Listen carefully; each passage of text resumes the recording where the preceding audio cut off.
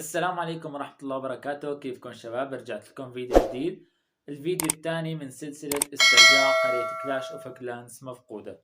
طبعا الفيديو اليوم راح نحكي عن استرجاع قرية كلاش اوف كلانس عن طريق فيسبوك، يعني اذا كانت قريتك مربوطة بفيسبوك. بس ادعمنا بلايك واشترك بالقناة اذا كنت جديد، ويلا نبدأ.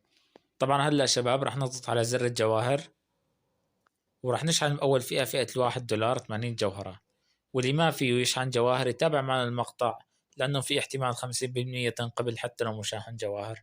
فأنت جرب الطريقتين. راح نضغط على الإعدادات، بعدين راح نروح على المساعدة والدعم،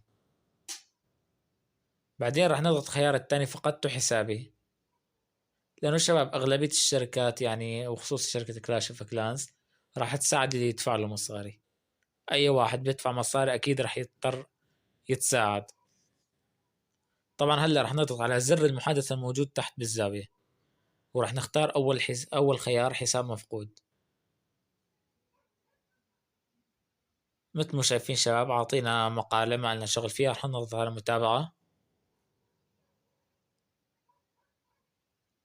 هلا طلب منا اسم الحساب، رح تضغط اسم حسابك بالتفصيل. شباب أي خطأ باسم الحساب ما فيك تسترجعه، يعني احتمال الرفض من شان خطأ إملائي.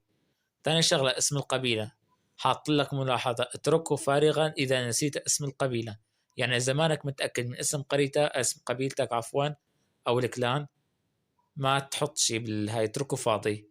تنزل لتحت بطاقة تعريف اللاعب ومستوى قاعة المدينة. إذا ما بتعرف بطاقة تعريف اللاعب رح اترك لك رابط موجود بالوصف.